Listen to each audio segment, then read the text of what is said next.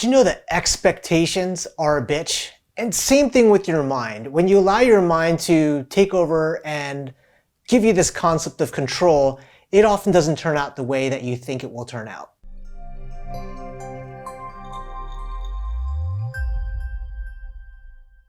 Hey, how's it going? My name is Eric. They call me the Modern Mystic. And what I wanted to share with you today is a beautiful experience that I've had with a plant medicine called Ayahuasca. Ayahuasca is this beautiful plant medicine that originates from the Amazonian jungle. And I had the wonderful opportunity to work with Chana Ikaru from the Hunikun tribe of the Amazon just a couple weeks ago. And this is an experience not to be taken lightly. So everything that I share with you is my own personal experience. Now, ayahuasca may or may not be a right plant medicine for you. And if you are considering doing ayahuasca, I highly recommend speaking with somebody who is an experienced either shaman, guide, or a mental therapist just to make sure that it is right for you. And there's also a lot of different ayahuasca experiences out there, and there's a lot of folks out there that are providing ayahuasca in an experience that may not be as conducive for your own self-development as you would think. But now that I just kind of got the disclaimer out there, I want to at least share my experience or day one with ayahuasca. And I'm going to continue this with a second video of my day two with ayahuasca to kind of give you an idea of how it worked for me. I've been looking into doing ayahuasca and participating in an ayahuasca ceremony for years now. I've been researching this. I've been reading about it. I've also facilitated and guided a lot of folks with psilocybin, which is a magic mushroom. I've also facilitated and guided folks through breath work, which is your own thing, and also with DMT. And so ayahuasca has been something I've been looking into for a long time. And as you may notice from what I share and I talk about, when I utilize these plant medicines, it's purely on an intentional basis. I've spent a lot of time considering what I wanted to journey through and explore through. And I spent a considerable amount of time understanding my own body and getting in touch with my own body to make sure that the experience I've had a maximum impact for me. So this experience was hosted in a Native American tribeland up in Central California, up in Lancaster. The reason I did it in Native American land is because Native American land is a sovereign territory and there's practically no rules up there. Ayahuasca is considered to be a controlled substance, and it is not something that you can take in the general public or even acquire in the general public. So you do need to either travel outside the country or go to a Native American reservation that facilitates these types of experiences. So I remember I looked into this for a number of years, and every time I looked into doing ayahuasca, things just didn't work out as I had planned them to. I either booked the time and things came up, or I would look into it and I would forget about it. And ayahuasca is the plant medicine that a lot of folks typically say, when it's your time, she will seek you out. So if you ever feel like you're forced into or somebody peer pressures you into doing ayahuasca, I wouldn't recommend doing it in that format. When it's your time, you'll know when you are ready to do ayahuasca because it's quite an experience. So I ended up driving up 4 hours through traffic up to this Native American reservation. And as I was rolling into this like abandoned basically like desert landscape with very few people out there, out of the blue I saw this gigantic teepee and I knew that that had to be the place. And as I rolled up, I was really fortunate to see a dear friend of mine. Her name is Melissa from the Dragon House down in Vista, California, where I've learned a lot about plant medicine. I've learned a lot about breath work. I've learned a lot about my own self. So I had a friend. I was super happy about that. And when I rolled up, I really didn't know what to expect, but I still remember as I was driving up thinking what my intentions were. And my brain started creating expectations based on what I've learned and what I've read in the past. And that's kind of the first piece of this experience is number one, to really come into these experiences without an expectation, because as they say, expectations are often a bitch. And they often place ideas in your mind that your mind is going to try to grasp onto. So anyway, as we got situated, as we got set up, this was a nighttime event. So we were doing our first sitting for the evening and it started at 10 p.m. and it was going to go all through the night. And it happened during an almost full moon evening. And full moon, for those of you who are in the spiritual context, is usually symbolic of letting go. And that's going to be an important theme for this topic in this conversation. So as I sat in, I got my chair set up, my pillow set up, my blanket. I was ready to get all cozy. People were starting to funnel in. I was like chit-chatting here and there, but just mostly staying relatively quiet and meditative to be introspective in my own thoughts. Chana and his wife walked in with a couple of other facilitators and musicians. I didn't realize that this would be a musical event. And again, I really didn't know what to expect. I've heard many things, but I really didn't know what to expect. So as they got situated, they kind of like broke down what we were going to be dealing with. There was a ceremonial fire in the middle of this teepee, and it was an amazing experience, right? If you could imagine the teepee, we're all on the outside edges of the teepee, well, inside the tent, but on the edges of it. And in the middle is a ceremonial fire, and it was burnt in a very specific way, which was really neat. Shana started elaborating in Portuguese, because he's from Brazil, what the process was going to be like, and he had a translator that was there to help kind of like navigate the process. And then he had said, okay, now it's time for us to begin the ceremony. And the way it began is we all came up and we got our first cup of ayahuasca, and we came back and we sat, and the recommendation was in this first hour, as Mother Aya was coming into us, for us to be quiet and meditative, no chit chat or anything, which I really enjoyed, because I've been the ceremonies, I've been the processes where after getting the plant medicine, people would be just chit chatting. It would be really distracting. We were all just kind of meditative and we were sitting. And when everyone finally had their cup, there's probably about 40 people or so, or 30 or 40 people in the ceremony. When everybody got their cup, we were all just sitting in meditative silence. And Chana and his wife started singing, playing music, and I really didn't know what to expect. As they're singing and playing the music, what started happening was I started feeling the ayahuasca coming through my system, through my digestive tract and up through my body. I could feel this energy coming through me.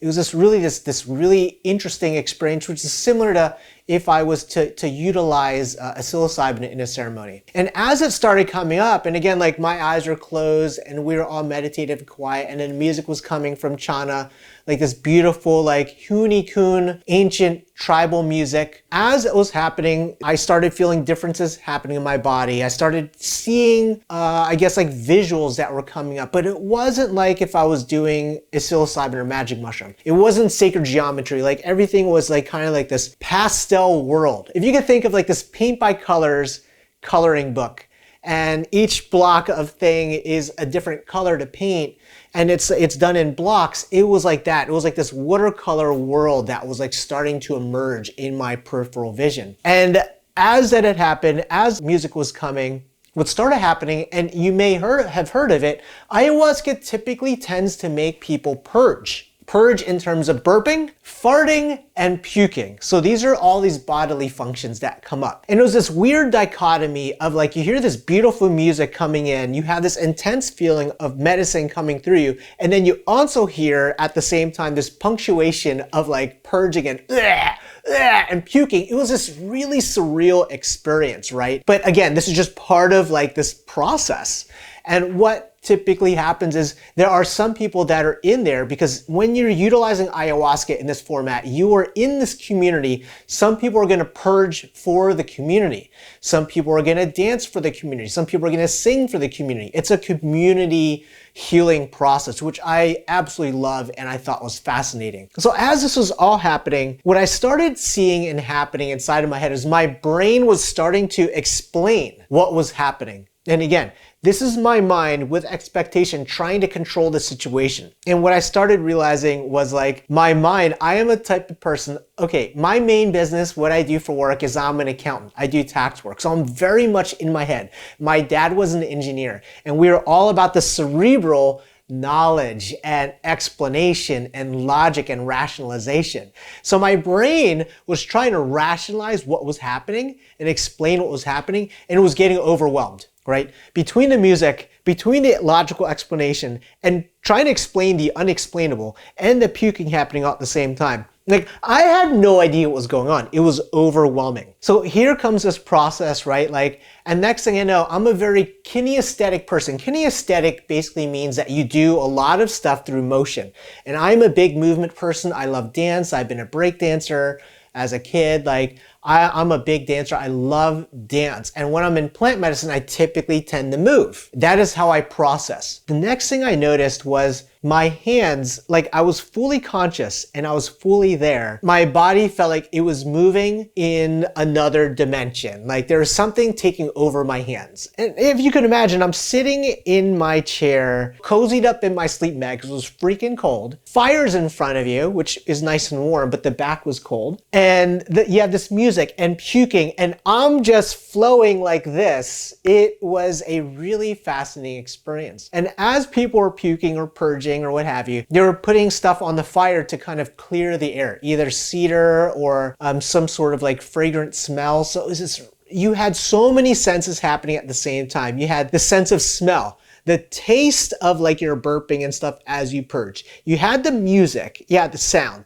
and you had this visual of like this crazy pastel. When you close your eyes, other stuff was happening, and you had this movement. If you could imagine, my mind was just like, what is going on right now? So this was this process that was happening, and the music sounded like it was just resonating inside of my head. It was insane. And so this process kind of came to pass, and I would probably say I didn't bring my phone, I didn't have a watch, I didn't bring in a journal, nothing. I just came with a sleeping bag, my chair, bottle of water, and all that stuff. It felt like what seemed like about an hour and a half, and then the medicine started like tailing off a little bit, right? This is the first setting. And then so as the medicine started tailing off, the music started quieting down a little bit, and Chana, the main shaman or the guide for the evening, he asked if we wanted to take our second drink of ayahuasca, our second cup of ayahuasca. And obviously for me, right, I was like, hell yeah, I'm gonna do this. So I was like the second line.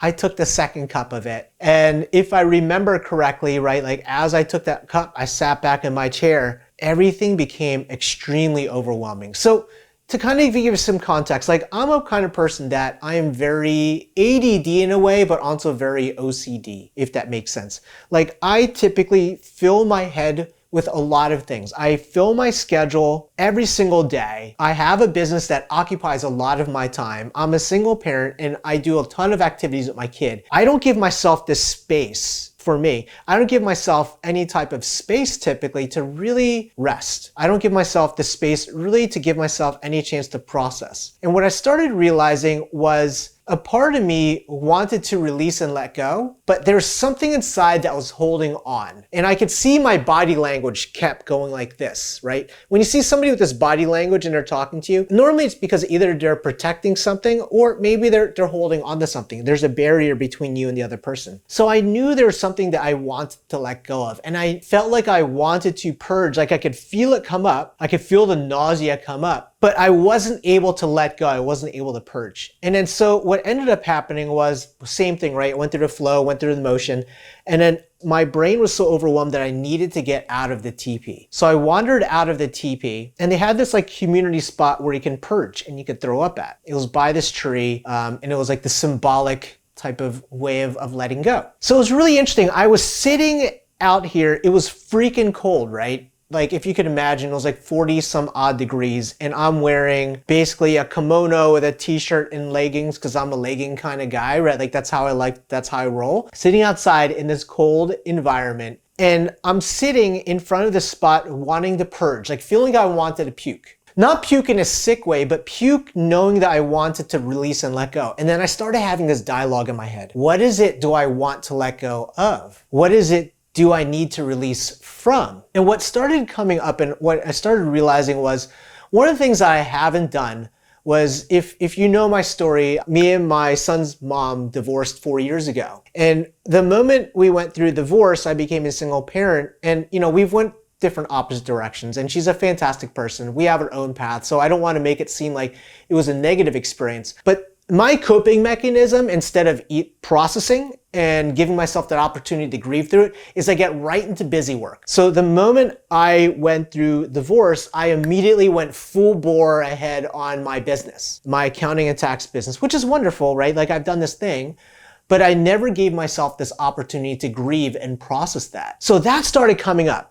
And visions and memories of the past started coming up that I realized that I was blocking out. My subconscious was preventing myself from seeing these things, and now they were being revealed to me. which was really interesting. I was trying to hold on to this experience, yet at the same time block myself from processing it. Like this strange, twisted relationship that I've had. So I'm sitting here, if you could imagine, I'm sitting there kneeling on all fours, wanting to puke, standing up, feeling the nausea, wanting to puke, but not wanting to puke.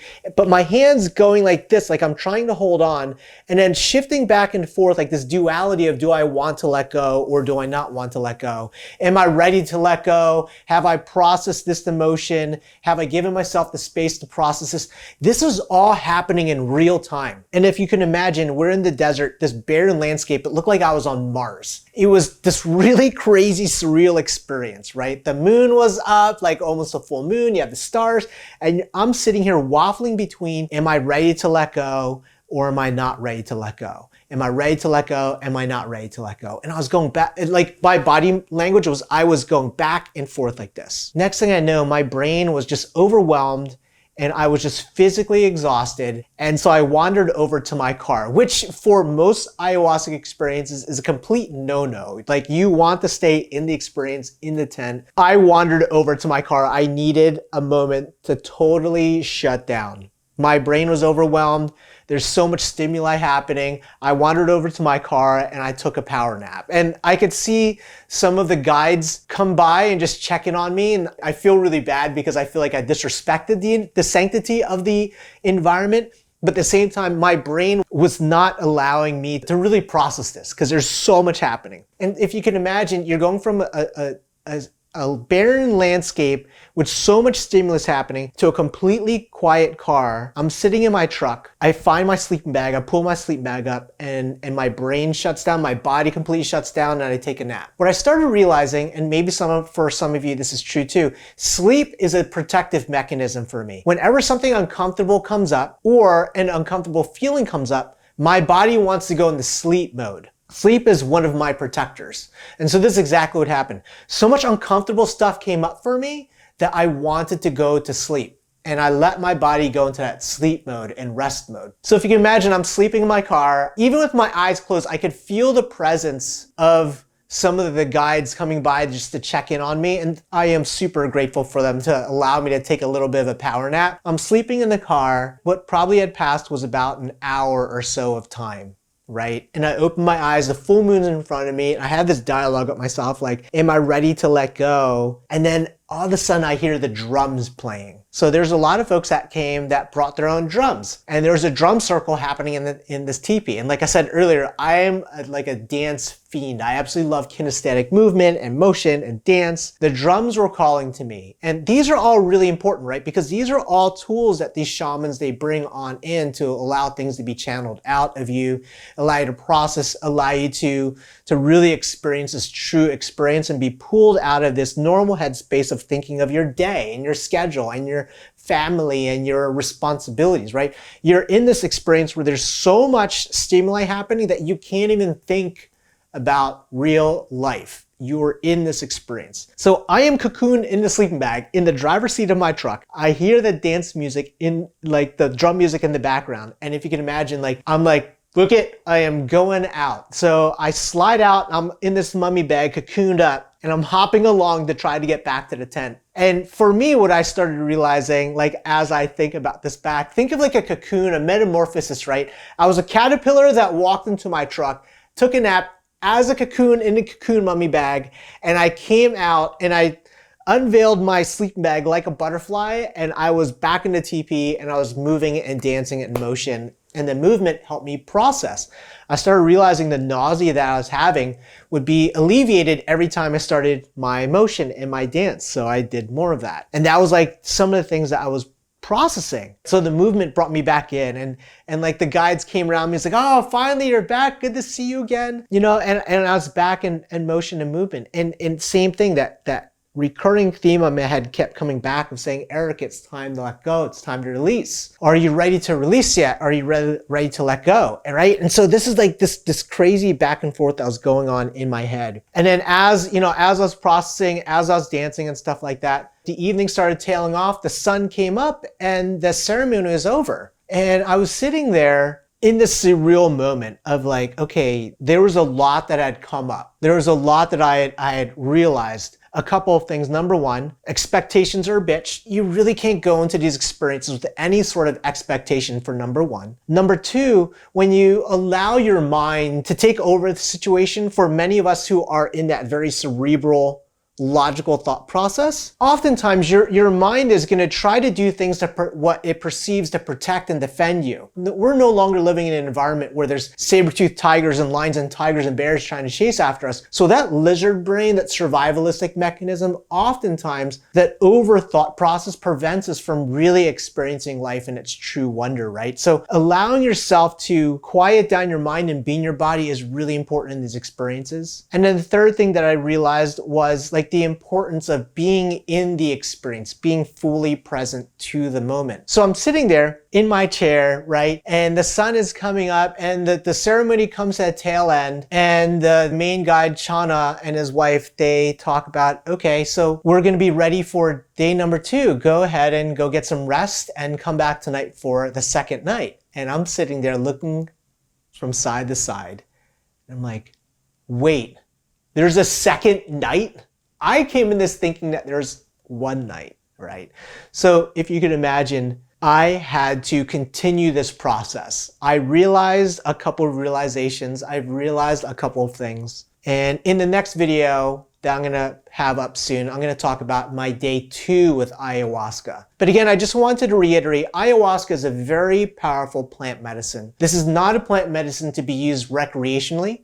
It's something to be used with great reverence, great respect, in an intentional environment with guides and shamans that know what they're doing. It's important that whether ayahuasca is or is not for you, that you vet out the people that are facilitating for you, right? It's really important. And it can be a very beautiful experience, and it can also be a very traumatic experience if you don't have the right people to guide you along that process. So I just want to make sure that I reiterate that as a disclaimer. Everything that I shared with you in today's video is purely for informational purposes. I'm here to share with you, all of my experiences in self-development and in growth, how to become the best version of yourself, entrepreneurship stuff, all those kinds of things, because they're part of life's journey. They're part of what makes the true wealth of life, right? This beautiful abundance life, is this collection of experiences. And I want to do my best to help guide you along this process, to at least inform you of what I've experienced, to maybe help you decide if it is right or not for you. Again, my name is Eric. They call me the Modern Mystic.